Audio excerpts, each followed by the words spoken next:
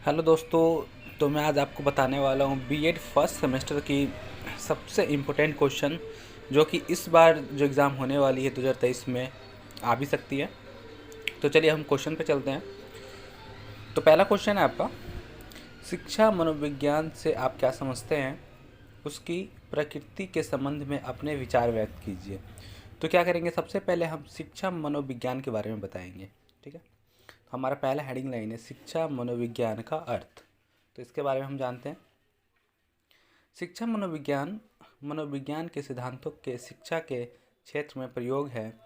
शिक्षा मनोविज्ञान दो शब्दों के योग से बना है, शिक्षा तथा मनोविज्ञान। अतः इसका शाब्दिक अर्थ है कि शिक्षा संबंधी मनोविज्ञान। दूसरे शब्दों में यह मनोविज्ञान का व्यवहारिक रूप है तथा शिक्षा की प्रक्रिया में मानव व्यवहार का अध्ययन करने वाला विज्ञान है। तो जो क्वेश्चन कह रहा है आपको उसी का हमें आंसर देना है, उसके रिलेटेड और कुछ ज़्यादा हमें नहीं लिखना है। जो कह रहा है बस वही लिखना है।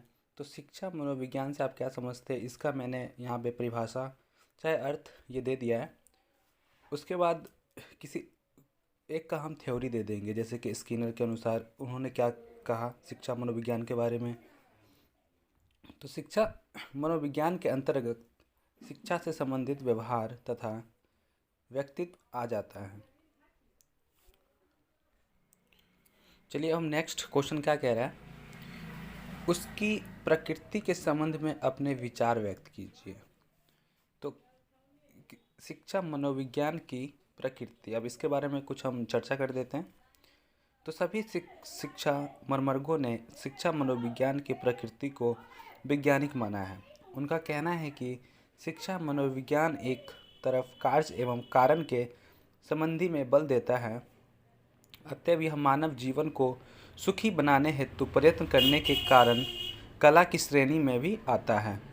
तो हमने शिक्षा मनोविज्ञान के बारे में बताया, उसकी प्रकृति से क्या संबंध है उसके बारे में बताया, और इसके अलावा हम यह भी लिख सकते हैं शिक्षा मनोविज्ञान में मतलब किस किस का अध्ययन किया जाता है। तो शिक्षा मनोविज्ञान में बालक की विशेष योग्यताओं का अध्ययन किया जाता है, बालक की रुचियों तथा अरुचियों का अध्ययन होता है, बालक की विकास की अवस्थाओं का अध्ययन, शिक्षा की समस्याओं का अध्ययन, पाठ्यक्रम निर्माण से संबंधित अध्ययन। अगर आप इतना करके आते हैं पेपर में तो आपको ज़रूर है कि जितने मार्क्स का है उतना मार्क्स आपको ज़रूर मिलेगा। तो नेक्स्ट वीडियो के लिए आप प्लीज़ सब्सक्राइब एंड लाइक ज़रूर करें।